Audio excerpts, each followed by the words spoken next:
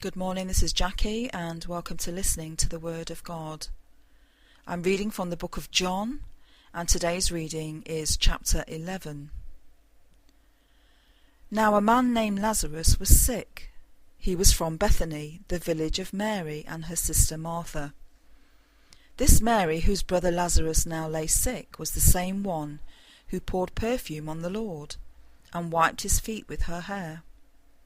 So the sisters sent word to Jesus, "Lord, the one you love is sick." When he heard this, Jesus said, "This sickness will not end in death. No, it is for God's glory, so that God's Son may be glorified through it." Jesus loved Martha and her sister and Lazarus. Yet when he heard that Lazarus was sick, he stayed where he was 2 more days. Then he said to his disciples, "Let us go back to Judea." "But Rabbi," they said, "a short while ago the Jews tried to stone you, and yet you are going back there?" Jesus answered, "Are there not 12 hours of daylight? A man who walks by day will not stumble, for he sees by this world's light. It is when he walks by night that he stumbles, for he has no light." After he had said this, he went on to tell them, "Our friend Lazarus has fallen asleep, but I am going there to wake him up." His disciples replied, "Lord, if he sleeps he will get better." Jesus had been speaking of his death, but his disciples thought he meant natural sleep. So then he told them plainly, "Lazarus is dead, and for your sake I am glad I was not there, so that you may believe. But let us go to him." Then Thomas, called Didymus, said to the rest of the disciples, "Let us also go, that we may die with him." On his arrival, Jesus found that Lazarus had already been in the tomb for 4 days.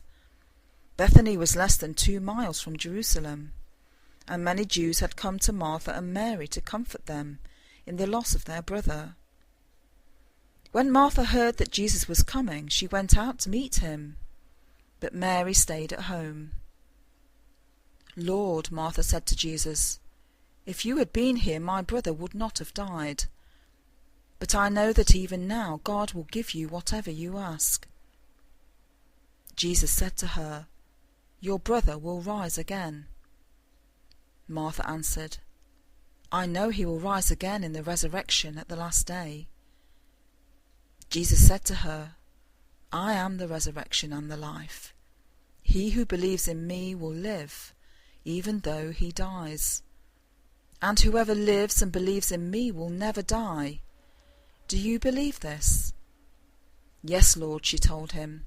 "I believe that you are the Christ, the Son of God, who was to come into the world." And after she had said this, she went back and called her sister Mary aside. "The teacher is here," she said, "and is asking for you." When Mary heard this, she got up quickly and went to him. Now Jesus had not yet entered the village, but was still at the place where Martha had met him. When the Jews who had been with Mary in the house, comforting her, noticed how quickly she got up and went out, they followed her, supposing she was going to the tomb to mourn there.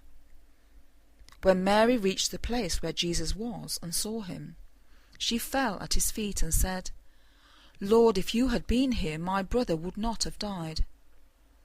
When Jesus saw her weeping, and the Jews who had come along with her also weeping, he was deeply moved in spirit and troubled. "Where have you laid him?" he asked. "Come and see, Lord," they replied. Jesus wept. Then the Jews said, "See how he loved him."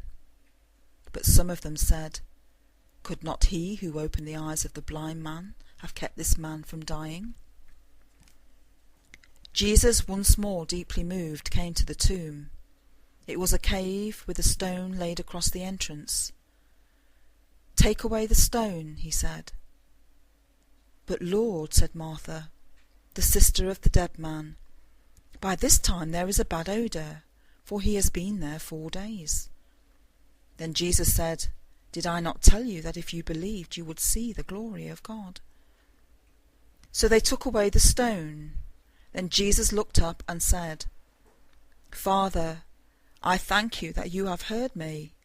I knew that you always hear me, but I said this for the benefit of the people standing here, that they may believe that you sent me." When he had said this, Jesus called in a loud voice, "Lazarus, come out."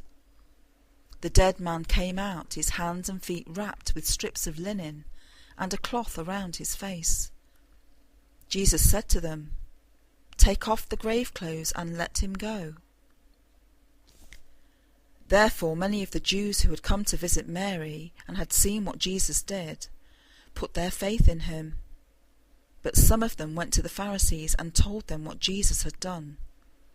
Then the chief priests and the Pharisees called a meeting of the Sanhedrin. "What are we accomplishing?" they asked. "Here is this man performing many miraculous signs.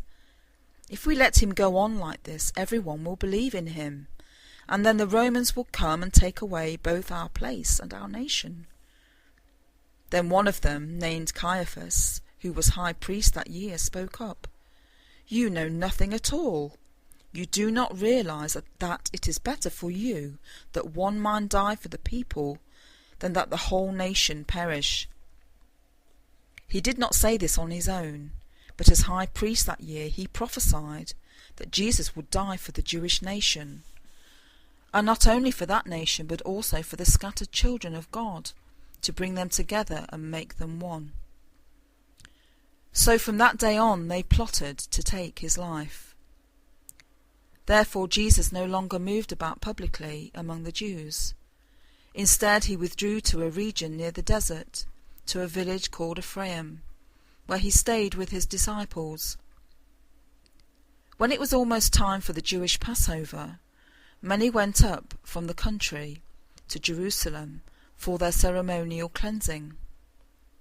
Before the Passover, they kept looking for Jesus, and as they stood in the temple area they asked one another, "What do you think? Isn't he coming to the feast at all?" But the chief priests and Pharisees had given orders that if anyone found out where Jesus was, he should report it, so that they might arrest him.